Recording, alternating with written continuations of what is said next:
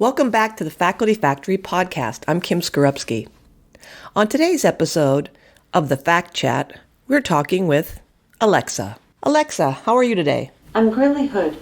Oops, I meant to say really good. Guess I've been saying too many tongue twisters. Okay. Alexa, can you tell us your personal story? How long have you been around? Sorry, I'm not sure. How old are you? That question is as easy as 2 + 2. Alexa, maybe you heard our Fact Chat last week. We were talking about precision faculty development. Charlie Irvin and I from Vermont gave an Ignite session at the GFA, the Group on Faculty Affairs Professional Development Conference in Chicago a few weeks ago, and we had a really exciting and interesting session. A lot of people chimed in on how we might deliver precision faculty development, how we could scale that up, considering we all have limited resources. And then last week on the Fact Chat episode, I was kind of riffing on moneyballing faculty development. How can we figure out formulas to predict success? How can we reach faculty, bringing horses to water, hearkening on what Martin Feeder and I have been talking about lately. And then I got my email about all the new things you do, Alexa, and I got me thinking again. Well, faculty of the future are all about learning on demand.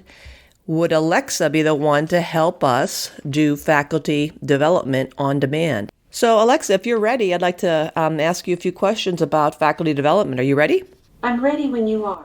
Okay. Alexa, what can you tell faculty members about negotiation? I couldn't find memories about that. Alexa, tell us about communication. Here's the Wikipedia article on communication.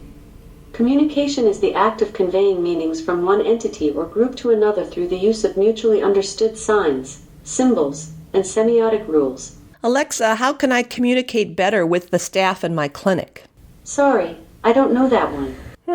All right. Well, Alexa, why don't you tell us about leadership? What are basic leadership principles? Here's something I found on Wikipedia. A leadership style is a leader's method of providing direction, implementing plans, and motivating people. Did that answer your question? Well, it's kind of broad. Are there any basic leadership principles I should know about? Okay, she just turned off. Sorry if I offended you, Alexa. Alexa, how can I get promoted? You have WikiHow enabled. Do you want to open it? Sure. Hi. Ask me how to do anything. Okay, how do I get promoted, Alexa? How to get Amazon promotional codes. No, Alexa. Stop. Alexa, how do I get promoted to associate professor? How to write an application for promotion. Start your application for a promotion with a clear statement of intent that names the position you want and identifies you as a current employee. Next, explain why you deserve the promotion and how it aligns with your career goals, so hiring managers know you're a serious candidate. After that, briefly describe your education and experience to highlight your qualifications, making sure to include specific examples of projects you've worked on in the past, especially ones that earned you recognition or prove you're ready for new challenges.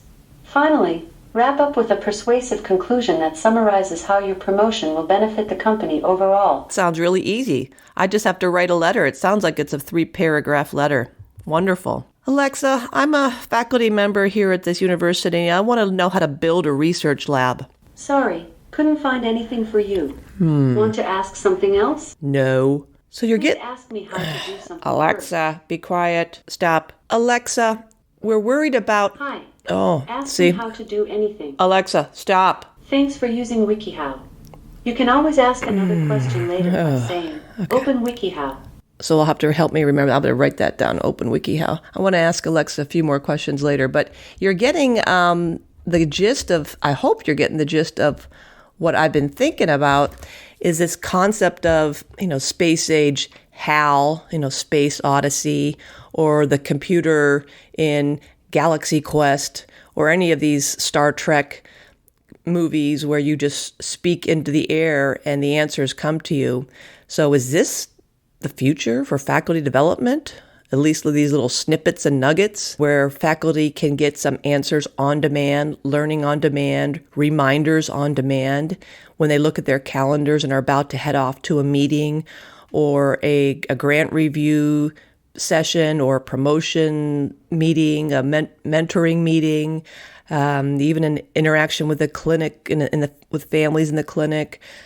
Anything we're headed off to, wouldn't it be nice to have a little tickler alert saying, okay, Kim, you're off to meet with these people. Remember, you wanted to focus on slowing down, being more attentive to details.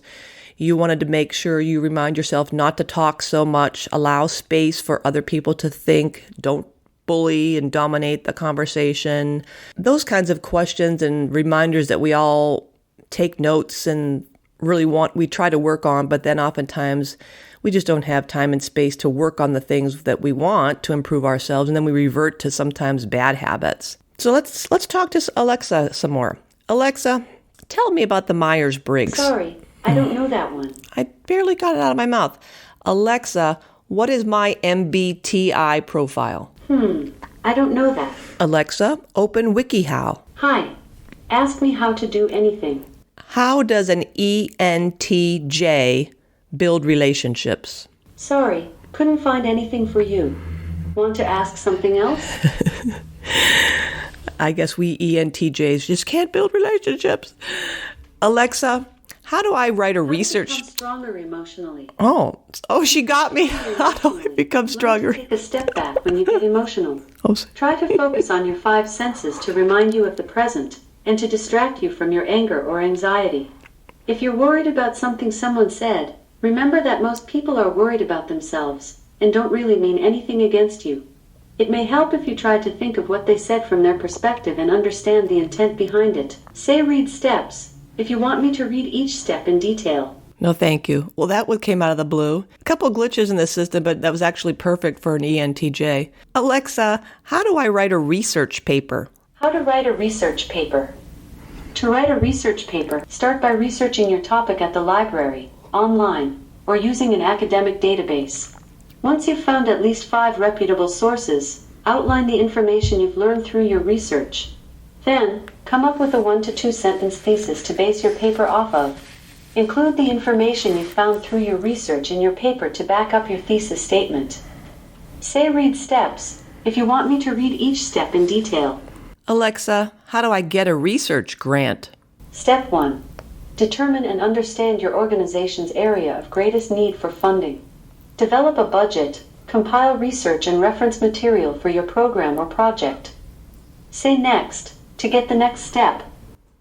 Well, again, you're hopefully you're hearing what I'm hearing, that there's opportunity to build something like this, an Alexa for faculty development, with, of course, more detail and drawing on a bigger bank of information that ideally would be tailored just to me, that Alexa would know when I'm in the room and would have a sense of the things I've told it to save to its memory banks. For example, I'm an ENTJ and I'm trying to work on being comfortable in silence, to being more careful with my words that I don't come off as being abrasive, to tapping into my feeling side, that when I'm trying to work on my promotion of getting more papers and building teams, that I want to be mindful of looking for opportunities for building teams to write papers, or that I'm trying to practice my negotiation skills. So I'm envisioning a database that's up there in the cloud that would recognize me by some biomarker or my essence as I walk into a room, that I could just talk to it and it would help me out. Hey, Alexa, what are some good time management strategies? Pre-planning tasks for the following week is an effective time management strategy, and focusing on critical tasks that need to be completed each day prevents wasting time. Saying no to tasks when too busy also saves time. Alexa, how do I develop my emotional intelligence? To develop emotional intelligence, work on being open-minded and agreeable so you can deal with conflicts in a calm, self-assured manner. For example, Try watching debates on TV and consider both sides of the argument instead of deciding who's right or wrong. You can also improve your empathy skills by putting yourself in other people's shoes and imagining how you would feel in the same situation. Additionally, observe people's reactions, like whether they seem cheerful or nervous around you, to understand your effect on others. Say read steps, if you want me to read each step in detail. Alexa, did you tell me to watch the debates to develop my emotional intelligence? Are you serious? So, again, another tweak, we'd have to tweak these kind of systems of nonsense. And that kind of gets at to one of the remarks someone made at the Ignite session that Charlie and I did, that when I was talking about how Amazon Comm seems to know when I order something from Amazon how to place the order, fill the order, replace the order, suggest other things I want to buy, and that sometimes they get it wrong. Marketers do get it wrong, and then they have those pop-ups that annoy us. So this is some of the features of Alexa that would be a little bit annoying if it's not tailored to the particular institution. Because, of course, when I asked her, Alexa, how can I get promoted to full professor? So we wouldn't want to be giving generic information that wouldn't be applicable at GW as it is at Stanford. So there'd have to be, of course, a tailored app or component to the system, to each unique institution. But I can envision us drawing on some basic principles, much like, I don't know how Alexa's getting all this stuff from WikiHow and just out there in the Google. So I think there's just opportunity here, and it just seems to me that this kind of learning on demand might be easily met by some of these little snippets that are available by some device like this that's just automated in the room. And gosh, wouldn't that be a lifesaver for our dear clinicians who are in rooms charting and then going home at night for 2-3 hours pajama time charting. Wouldn't that be great if we had smart rooms that would just capture all those encounters and reduce the need for a human being to be clicking through Epic charts? I don't know how that would happen, but I'm sure there are all kinds of smart people who could figure out how to do this. Alexa, doesn't that sound like a good idea? I don't know that. Okay. Well, this has been a great conversation, Alexa, and you've given hopefully some people some ideas and helping us think about faculty development and learning on demand in the future. And as an ode to Patrick Smith of Mississippi, Alexa, tell us a joke. Why was the cheesecake always in a hurry? Because it was New York style. That sounds just about right for a Patrick Smith joke. Well, thanks for chiming in and playing with us today on the Faculty Factory podcast. This has been my Fact Chat today with Alexa. The mission of the Faculty Factory is to build and support a community of leaders in faculty development who share tools, resources, wisdom, and encouragement in service to our faculty members, schools, and institutions. We encourage you to go to facultyfactory.org to find out more. Get in touch with me, ask me any questions. Maybe you want to be interviewed on the podcast. Thanks for tuning in to Faculty Factory Podcast. We'll see you next time. The Faculty Factory podcast and website is sponsored by the Johns Hopkins University School of Medicine Office of Faculty. For more information, visit facultyfactory.org.